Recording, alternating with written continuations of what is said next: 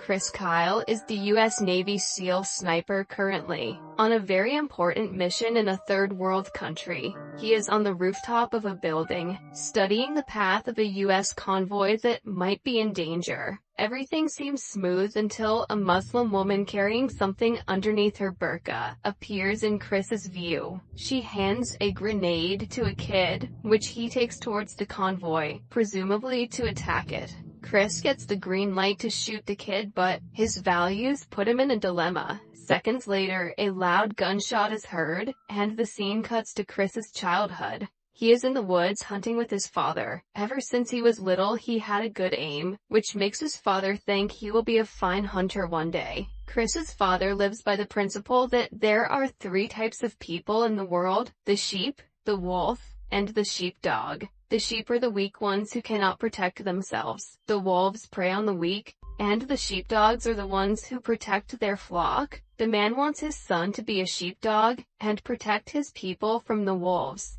Many years later, Chris turns into a young man, but doesn't forget his father's words. He is now a rodeo cowboy, living with his loving girlfriend Sarah. One night, after a race, he returns home to Sarah and a man putting their clothes on. He beats the man up and kicks Sarah out of the house. Before leaving, she calls him a failed farmer who claims to be a so-called cowboy. Chris acts cool, but deep down, he knows she is right. He hasn't been the sheepdog that his father wanted him to be. After drinking all night with his brother, Chris comes across news about explosions happening in various U.S. embassies in different parts of the world. The hundreds of injured and dead Americans makes his blood boil and gives him a purpose in life.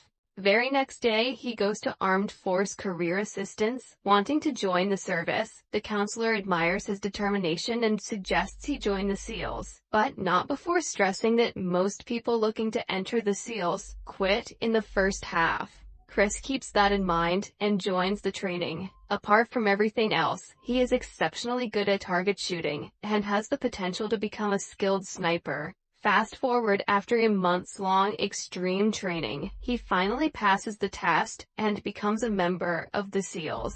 One night, Chris is enjoying a night out at a bar when he meets a beautiful woman named Taya. They instantly connect and end the night together in bed. As time goes by, they fall in love with each other and get married. On the wedding day, Chris and his fellow SEALs are informed that they are about to be deployed in Iraq. They celebrate the milestone and are excited about their first posting. Taya, however, is worried for her husband, until he assures her he will return after 6 months. Troop is assigned to the city of Fallujah in Iraq and is stationed to protect the 1st Marines, who are going door to door in an evacuated city to look for terrorists. The scene changes to the beginning of the film, when Chris is ready to shoot the kid. As the boy sprints towards the convoy, Chris fires and brings him down. The woman who gave the boy the grenade rushes to him and tries to continue the task, but Chris shoots her right through her chest, and the grenade explodes far from the convoy. Everyone praises him for protecting the Marines inside the convoy, who would be dead by now if it weren't for him. However, all Chris can think of is the dead boy. He never thought his first kill would be a little kid, who probably didn't know what he was doing. As days pass, Chris continues protecting the troops from his position. He's the best sniper on his team, so determined that he urinates himself during the overwatch to avoid leaving his post.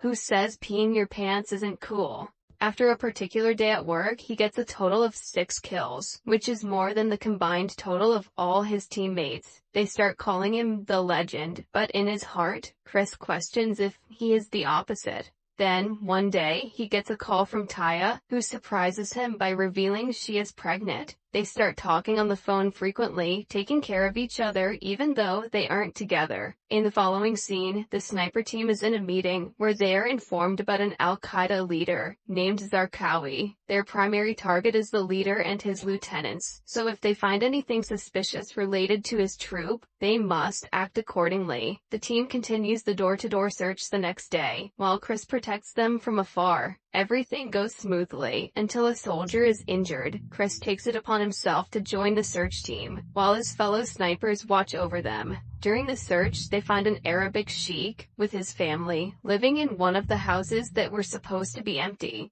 The sheik claims that they don't have anywhere else to go. He wants the Americans to go away, because if the butcher catches them talking with the US soldiers, he will kill the entire family. The butcher turns out to be one of Zarqawi's subordinates, who could be useful to find the main man. The sheik who provided the information is promised a lot of money and a safe life somewhere else. The next day, a military vehicle moves out to meet the sheik again. On their way, Taya calls Chris and informs him they are about to have a boy. As his fellow SEALs congratulate him, the driver is shot and killed. This is when we're introduced to a terrorist sniper, Mustafa. He is an Olympic gold medalist, known for making almost impossible shots, and is also the one who has attacked them. The absence of a driver causes the vehicle to crash. Taya, who is still on the phone, panics and asks Chris if he is okay, but only hears gunshots in reply. Chris somehow manages to find a hiding spot and spies on the rivals. The butcher holds the sheik and his family hostage, before brutally killing his son using a drill. The sheik runs to the kid's rescue, but is also shot and killed.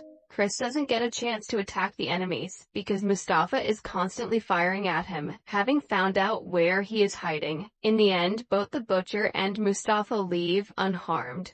A few days later, Chris and his team return home. Taya is beyond glad to see her husband well and alive. However, after living with him for a few days, she realizes that he is not the same person he was before being deployed. He has turned into a moody man who complains about everything and has forgotten how to enjoy life. It is clear that the things he saw and the things he had to do have gotten into his head and changed him as a person. In the following scene, the couple is returning from a trip to the hospital. When Taya goes into labor, Chris turns the car back around, and a few hours later, a beautiful baby boy is born. At home, Taya encourages Chris to talk about his feelings and experiences. She thinks letting it all out will help him, but he claims that he doesn't want to get into her head and dismisses the conversation. He doesn't want her to know that his problem is that their baby is clearly fake. Soon after, he is informed that their team will be heading to Iraq again. Taya doesn't want him to go but knows that he is true to his job. Upon landing in Iraq, they are told that their mission is to hunt down the butcher, and Chris is leading the team this time. It turns out that a bounty has been placed on Chris's head by Al-Qaeda, since he has killed many of their people. During the first patrol of Butcher's supposed residence, they come across a family. The head of the family claims that they know nothing about the terrorists. The team believes him until Chris notices the mark on his elbow that looks like he was hurt in a war.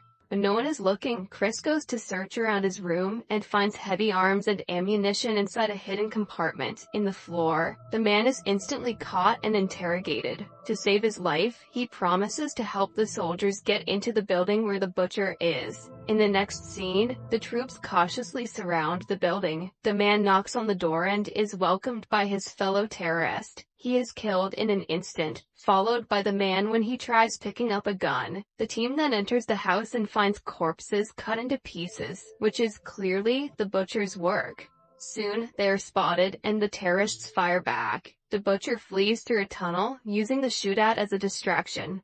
When Chris returns to the US again, he struggles to adjust to his normal life. He is startled by loud noises, which remind him of the war. While he suffers in silence, Taya gives birth to their second child, this time a daughter. Chris goes to see her in the postnatal ward and witnesses the nurse tending to another child, while his daughter is crying. He loses his mind over the small incident and yells at the nurses. His strange behavior doesn't go unnoticed by Taya. She frequently tells him that he is never really present in the moment and is always thinking of something. She wants him to talk to her and tell her how he is feeling, but he is not ready to open up yet. Plus, he's still just mad about all these fake babies. In the following scene, Chris's team is back in Iraq, chasing down the butcher's van. When the enemies start to fire, they respond and run to the nearest building to retaliate with a better view. Suddenly, someone shoots down Chris's companion, Biggles. The group covers Chris while he brings the injured soldier to the vehicle and rushes him to the base. After making sure that he gets proper medical care, the soldiers set off to look for the terrorists again. This time, in fury, they turn into killing machines, taking out every enemy they encounter. At one point, they stop at a suspicious house to look for more enemies, but are ambushed by the terrorists outside. A soldier named Mark dies in the ensuing shootout. Sometime later, the team returns home with Mark's body and attends his funeral. Chris reveals that he read a letter Mark wrote before his death. He claims that the letter killed him because the guy had given up on life even before he was killed. Because of the letter, Chris has decided to go back for revenge, since he cannot let his friend's sacrifice go to waste. Taya tries to convince him otherwise, begging him to stay for his kids. She even tells him that he might return to an empty home, but Chris doesn't listen.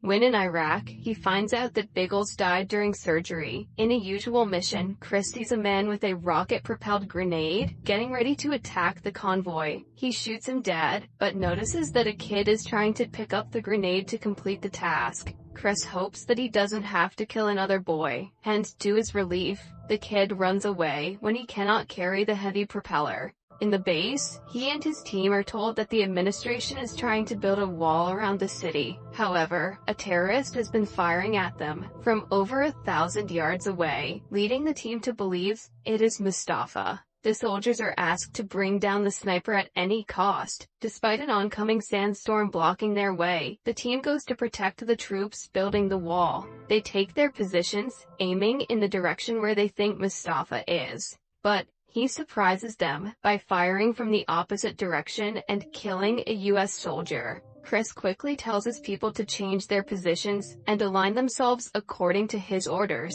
As he had predicted, he sees movement about 2,100 yards away. Even though the others claim that it is impossible to get a shot from that far, Chris confirms the target to be Mustafa. He whispers, "For Biggles," under his breath, before pulling the trigger and finally killing the enemy sniper. However, this also causes the other terrorists to hear the gunshot and swarm the roof. A shootout ensues which causes serious damage to both parties. The troop is about to run out of ammo when a sandstorm hits them. Chris believes that he is about to die and calls Taya, telling her that he is ready to return home forever. But right after the call, they decide to use the storm to camouflage and run away. Chris is shot during the chaos, but to his fortune, the soldiers see him running towards them and pull him up. He survives, so he probably doesn't want to go home anymore. The scene cuts to a few months later. Chris is drinking in a bar when he gets a call from his wife. He still suffers from PTSD from the war, and any loud noises scare him. Taya encourages him to go to a psychiatrist, which helps him a lot. He also joins a support group of war veterans, and talking to them makes him feel seen. With time, he gets over the trauma and starts to live life freely, even though he cannot turn back to his young and carefree self. After everything he has seen, Chris reconnects with his family and moves to a new house with them. He also takes his son to hunt, as he did with his father. "Become a sheepdog like me, son. Kill 1,000 people." On February 2, 2013, a young and troubled ex-Marine comes to meet him. Chris tells his wife he will be back by evening, but never returns. It is later revealed that the ex-Marine who Chris was trying to help killed him. In the last scene, we are shown the picture of real-life Chris Kyle, his funeral, and Taya delivering a speech in his memory.